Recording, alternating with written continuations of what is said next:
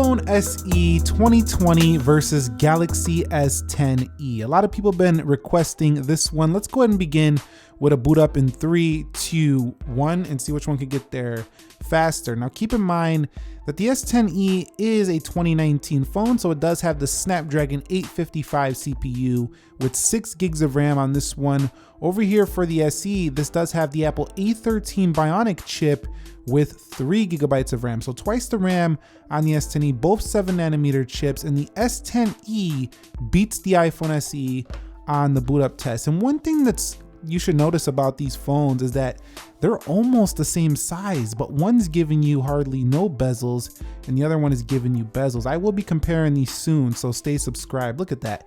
And they're both featherweight. So this is a very nice comparison, I think, between these two, even though the S10e in some cases could cost a little bit more. Okay guys, so both of these do have fingerprint sensors. The S10e is on the side, the right side, and the iPhone SE's is at the Touch ID in the middle bottom.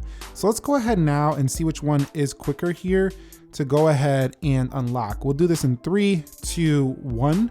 You can see that the S10e is faster to unlock than the iPhone SE, and it does have a fingerprint sensor as well that does authenticate with apps as well. So if you want a quicker fingerprint sensor, the S10e is where it's at. But also the S10e does have face unlock, unlike the iPhone SE, so it's not very secure. It's just using the camera, but at least you can do it on this phone. So as of the recording of this video, the iPhone SE is running 13.4.1. The Galaxy S10e is running One UI 2.1 with Android 10.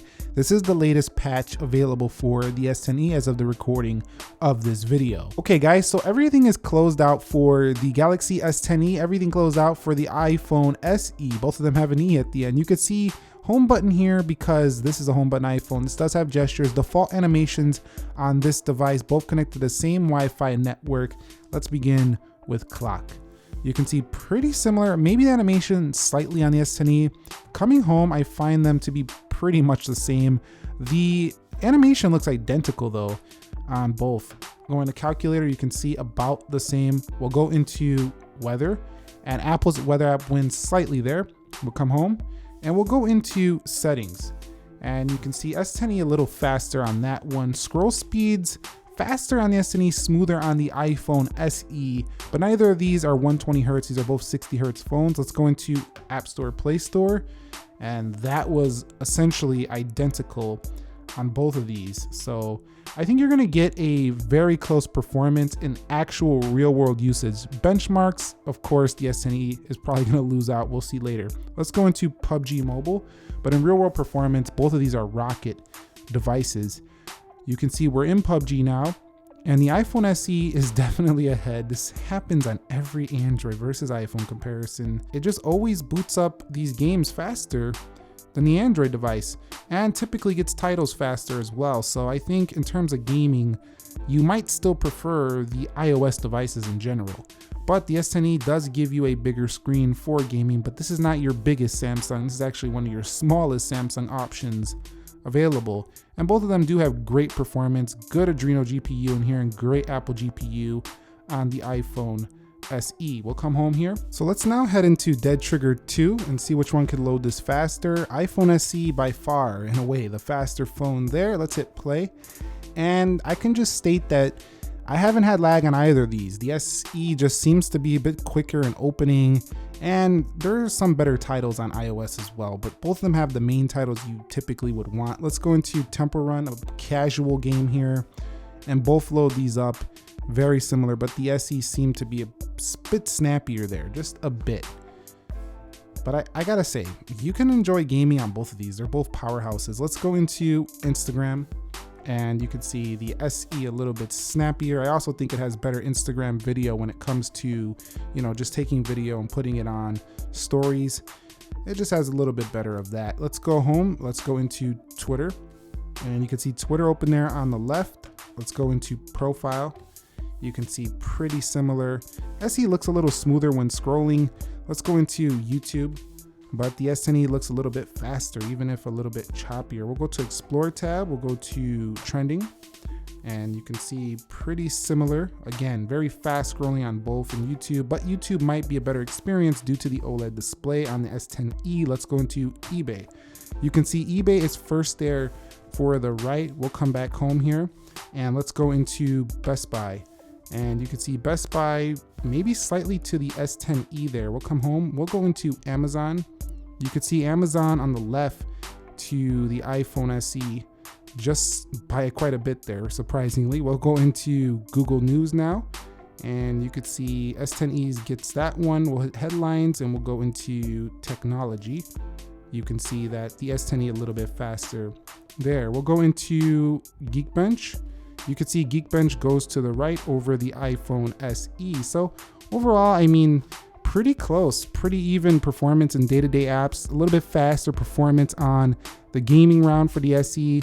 The Galaxy S10e just maybe a little bit faster scrolling, maybe a little bit quicker animation sometimes, but not quite as smooth because this is not that newer 120 Hz display like we see on the Galaxy S20 series. Okay, so let's go through the RAM management just to see if we get any reloads with this 3 gigs of RAM, anything chops up on this phone. That looks like Best Buy reloaded there. We'll go to eBay and we'll go into YouTube. But for the amount of RAM, the SE is pretty impressive on how well it does. In the background, you can see Instagram looked like it was starting to load stuff up, and Temple Run paused a bit. We did have a pause in the game there, but looking pretty good here. I think not bad for this phone right here in the S10e. Weather looks fine. Go to calculator. I said S10e, the iPhone SE. Let's go to the S10e right here and see what this can do with its 6 gigs of RAM. And I find Samsung phones that just do great lately with their RAM management. You can see Best Buy was ready to go. YouTube ready to go. We'll go to Twitter. Everything's ready. Instagram is ready. No pausing really on this app. Let's go into Dead Trigger. Pretty good. PUBG, we lost, but pretty good. Play Store, pretty good. So yeah, I think you're gonna get maybe slightly better RAM management when you have more apps open because you just have more RAM on the S10e. But for 3 gigs, the iPhone SE performs great. Okay guys, so let's do a SunSpider JavaScript test and we'll see which one does rake in the better scores. I'm using Samsung Internet Browser here and we're using Safari over here as those are the stock browsers. The iPhone SE finishes first with 103.3 ms. I've actually seen this under 100 before though, and you could see, whoa, no competition there, 360.2 ms. So maybe a better optimized browser, better performance on the iPhone SE over there, but the LTE is good on both. They both do not have 5G when it comes to your internet. And those scores don't mean much when it comes to your everyday actual smooth performance. Both pinch to zoom very smooth, both can snap websites open very fast. I do find Safari just a bit smoother though when it comes to its overall experience. Okay, so let's see which one can pull in the better Wi-Fi speed. We're gonna go ahead and test out the iPhone SE here and see what it can do on a download. Now, I've been pretty impressed with its overall Wi-Fi. It's been very snappy on the SE, very reliable connection as well. Definitely better than the older iPhones of the past, at least the like 7, the 8, those older devices, not quite as fast on Wi-Fi as this new SE. I've always been pretty happy with connections on lately with Samsung devices. They've been top notch. So let's go ahead and see what the S10e can do. This one did 199 down, 12 megabytes up, and well, looks like it might not beat the SE here, but it's catching up. It's starting to rise up there in the megabytes down, but we might have a winner on this SE. We'll see in a second. No, we don't. It said, shut up, Nick, give me some time. 219 down here on the SE on the same server, and it looks like we're gonna get about the same upload. So yeah, that I've been saying for a while that performance on Samsung connections have been great. Upload a little bit worse on the S10e, but I don't think it's a huge difference. They're both gonna perform great on Wi-Fi performance. Okay guys, so let's run a CPU benchmark on Geekbench. I'll be back when both of them are done testing.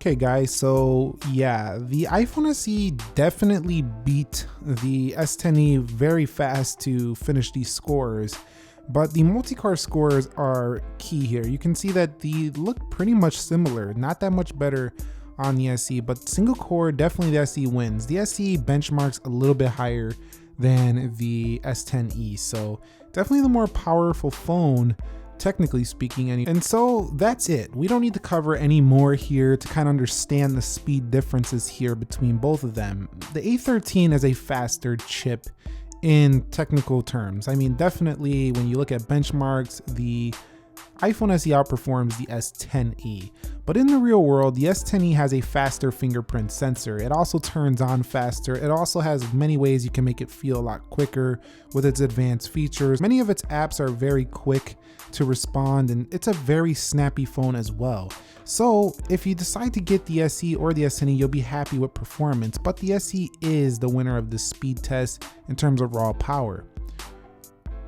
But it's not black and white. There are definitely some areas where the S10e feels faster, and some apps even feel faster on this device. After the speed test, I really wanted to see how they perform. I don't think speed should be the deciding factor between these two, and that's why you want to subscribe, because I am going to do a comparison between these ones to help you decide which is the better buy between the S10e and the iPhone SE, considering they're like the same size body.